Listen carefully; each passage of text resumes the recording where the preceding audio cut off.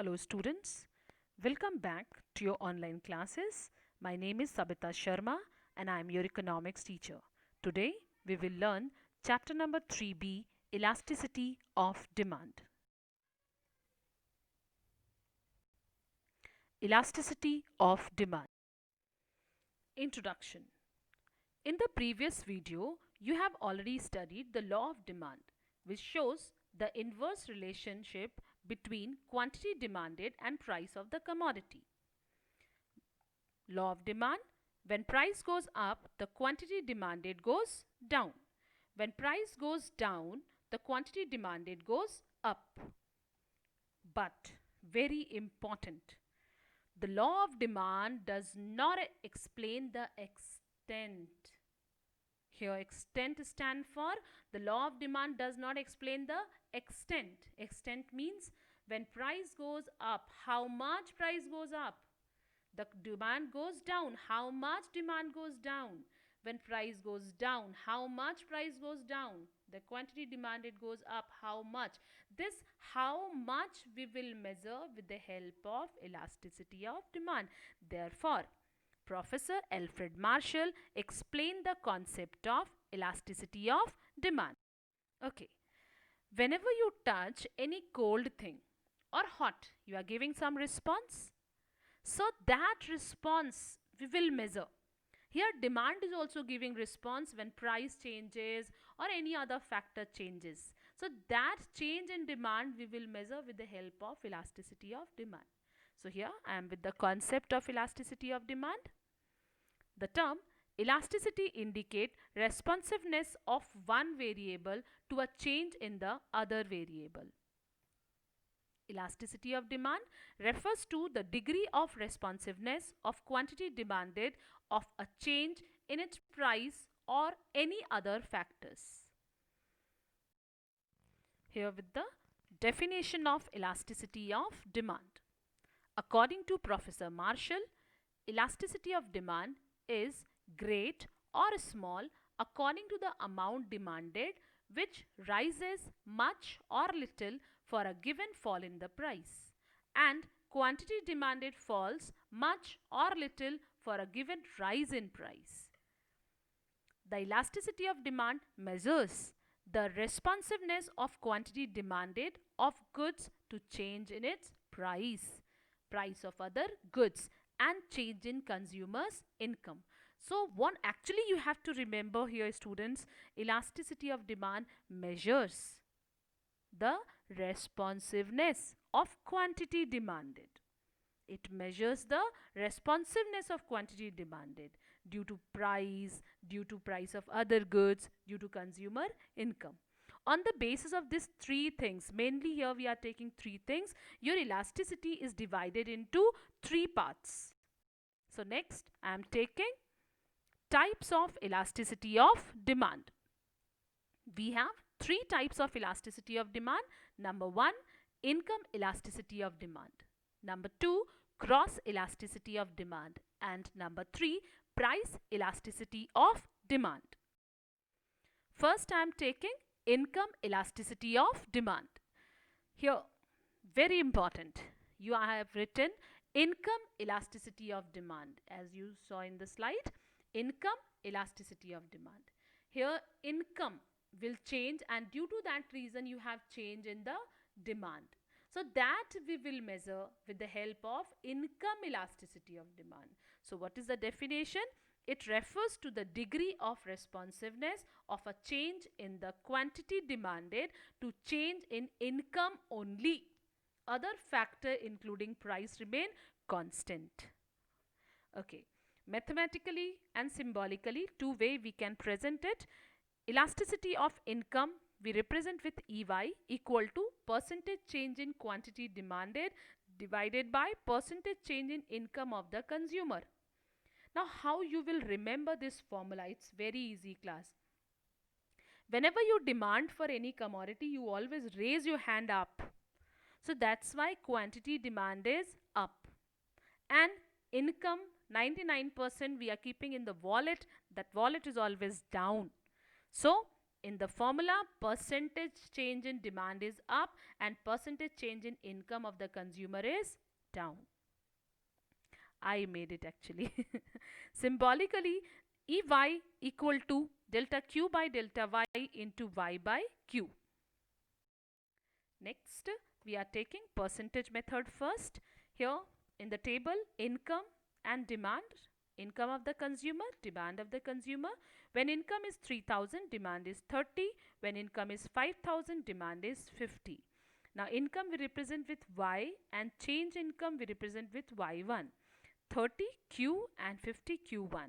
So the formula is percentage change in quantity demanded up and percentage change in income down. So this is the way you can solve, and the answer is 1. Why the answer is 1? Because in the same proportion your income and demand is changing. Your proportion is same. 3 to 5, here also 3 to 5. That's why answer is equal to 1. Now next I am taking symbolical. EY equal to delta Q by delta Y into Y by Q. Here delta stand for represent change, Q stand for original demand, Y stand for original income, delta Q stand for change in quantity demanded, and delta Y stand for change in income of the consumer. So we have 3 types of elasticity of demand. Number 1, positive income elasticity. Number 2, negative income elasticity. And number 3, zero income elasticity. Number 1, positive income elasticity. In the positive income elasticity, we have a positive relation. Normal goods, all the normal goods, when income is less, according to this diagram, it is clear that on OX axis we represent quantity, OY axis we represent income. When income is OI, demand is OQ. As income increases, OI to OI1, demand also increases OQ to OQ1. So it shows a positive relation. When income less, demand less. When income high, demand high. So due to that reason, your demand curve slope upward. We represent this with DD. Next, negative income elasticity of demand. Negative opposite relation. When income is less, OI, demand is OX.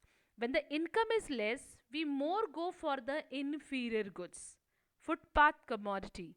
So all the inferior goods demand is high when the income is less. As income increases, OI to OI1, OI2, quantity demanded decreases, OX to OX1, OX1 to OX2, and due to that reason our demand curve slope downwards. So the inferior goods have negative relation with each other. Next one, zero income elasticity of demand. Necessary goods you cannot change. Necessary goods have zero income elasticity of demand. When income is OY, demand is OQ. As income increases, OY to OY2 or decreases, OY to OY1, but the demand remain constant. So here demand remain constant, DD. So this is termed as zero income elasticity of demand. Next we are taking the new topic, cross elasticity of demand. Now class, what is cross stand for? Cross, we know that X, or when you cross the finger.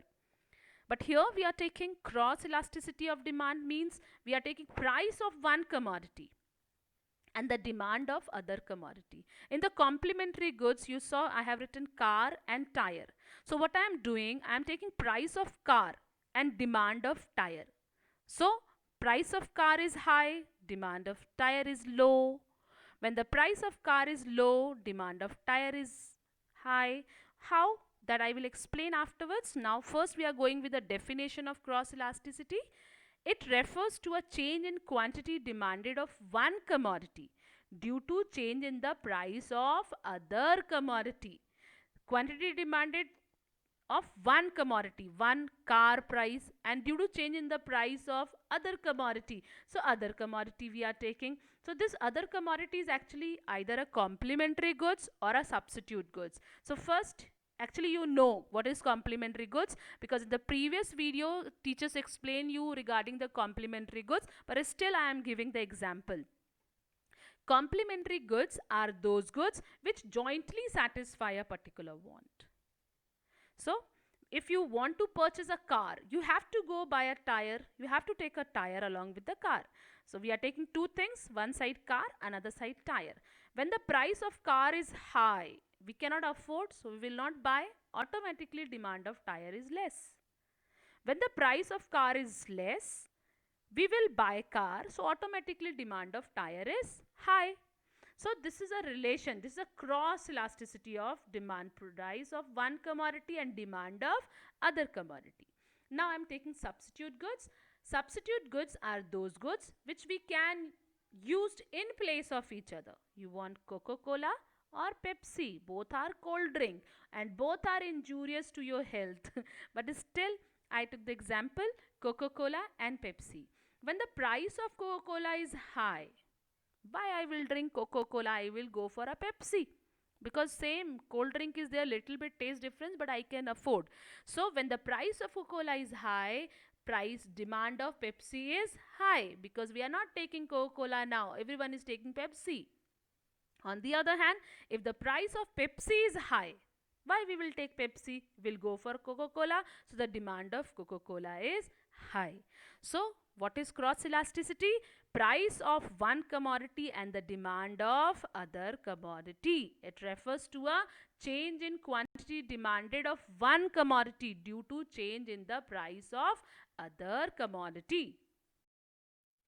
Here with the chart, it's very easy to understand. Complementary goods reduce the price of one, increase the demand of other. Increase the price of one, reduce the demand of other. Substitute goods increase the price of one, increase the demand of other. Reduce the price of one, reduce the demand of other. Okay, how you have to measure the cross elasticity of demand? You have two ways to measure it, symbolical and percentage. Symbolical, EC stand for cross elasticity of demand equal to delta Qx divided by delta Py into Py divided by Qx. Here Qx stand for initial quantity demanded of good X and delta Qx stand for change in quantity of goods X. Py stand for initial price of goods Y. Delta Py stand for change in price of goods Y. Now in mathematical way or in a percentage way, you have to present cross elasticity of demand equal to percentage change in quantity demanded of goods X divided by percentage change in price of some other goods Y. Now class, how you have to solve types of elasticity, cross elasticity of demand? We have three types of cross elasticity of demand: positive elasticity, negative elasticity and zero elasticity. Positive elasticity, when substitute goods have positive elasticity. You saw Pepsi and Coca-Cola have positive elasticity. When the price of Pepsi is less, demand of Coca-Cola is less. When the price of Pepsi is high, demand of Coca-Cola is high. And due to that reason, it have a positive relation and the demand curve slope upward. Now the complementary goods have downward, because complementary goods, price of car and demand of tire. When the price of car is less, demand of tire is high. As the price of car increases, OPX to OPX1, demand of tire decreases, OY to OY1. So we have a negative relation, and due to that reason your demand curve slope downward. Now the zero elasticity, unrelated goods have zero elasticity of demand, even if price is high or less, but the demand remain constant. So in this situation, your demand curve is parallel to which axis? OX axis. Very important. In the zero elasticity of demand, demand curve is parallel to OX axis. In the next video, we will go with the price elasticity of demand, which is a very important topic. So you have to see that video. Thank you.